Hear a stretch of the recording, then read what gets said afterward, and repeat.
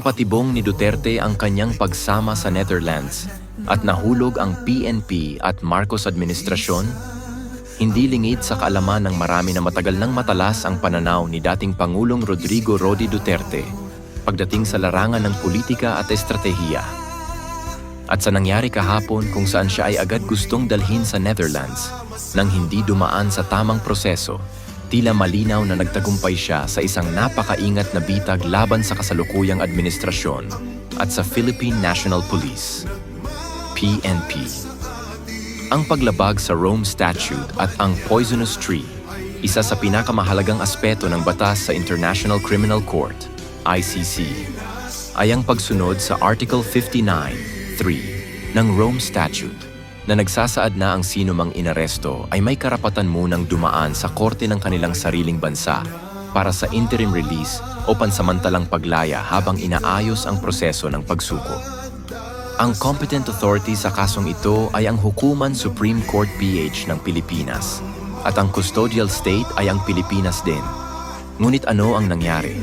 Isinakay sa eroplano si Duterte papunta sa Netherlands nang hindi man lang dumaan sa tamang proseso.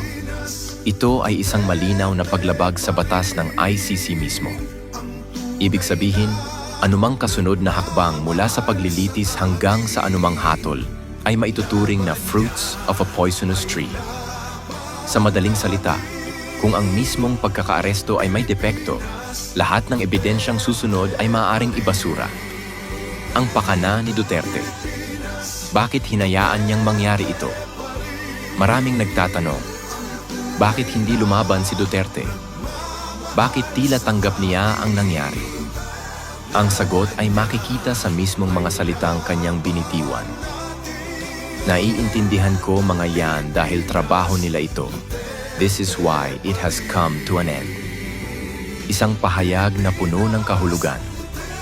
Ipinapakita nito na alam niyang darating ito at hinayaan niya ito mangyari hindi dahil wala siyang magawa, kundi dahil gusto niyang ilagay sa alanganin ang PNP, ang ICC at ang Administrasyong Marcos.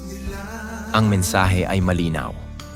Ang PNP at ang gobyerno mismo ang lumabag sa due process, hindi siya. Sa ganitong paraan, hindi lang niya napakita ang kahinaan ng kasalukuyang administrasyon, kundi inilagay rin niya sa peligro ang mismong kaso laban sa kanya. Paano nahulog ang Marcos admin at PNP sa bitag? Una, pagsunod ng PNP ng walang due process. Sa halip na siguruhing dumaan sa Korte ng Pilipinas, agad nilang isinuko si Duterte sa ICC, isang hakbang na labag sa batas na kanilang sinusunod. Pangalawa, pagkawalang kibo ng administrasyon. Sa halip na ipagtanggol ang soberanya ng bansa at igiit ang tamang proseso, tila hinayaan lang ng gobyerno na mangyari ito na nagpapakita ng kanilang kahinaan sa pandaigdigang entablado. Pangatlo, pagtibay ng argumento na may bias ang ICC.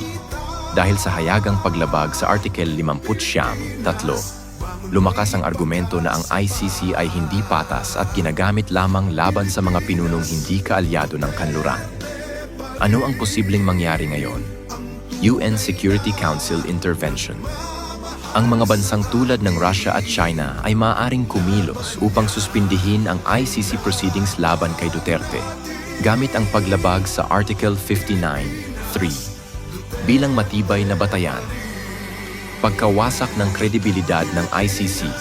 Kung ipagpipilitan ng ICC ang kaso laban kay Duterte, maaaring tuluyan itong mawalan ng kredibilidad, lalo na kung mapatunayan na ito ay naging isang kasangkapan lamang ng politika. Kawalan ng legal na basehan sa kaso. Dahil sa fruits of a poisonous tree doctrine, posibleng maibasura ang kaso laban kay Duterte na magbibigay sa kanya ng isang makasaysayang panalo kahit pa nasa Netherlands na siya. Isang matagumpay na estratehiya. Sa unang tingin, maaaring isipin ng iba na si Duterte ay talunan sa sitwasyong ito. Pero sa mas malalim na pagsusuri, lumalabas na siya ang tunay na nagwagi. Hinayaan niyang mahulog ang PNP at ang Marcos administration sa isang bitag na sila mismo ang lumapastangan sa batas, isang hakbang na maaaring magresulta sa pagbagsak ng mismong kaso laban sa kanya. Kung sakaling ito ang maging dahilan ng pagbagsak ng kredibilidad ng ICC, Masasabi nating nagtagumpay si Duterte sa pinakamalaking laban ng kanyang buhay, hindi sa pamamagitan ng dahas, kundi sa pamamagitan ng isang maingat at matalinong estratehiya. Good luck, Mr. President Bongbong Marcos and PNP Torre.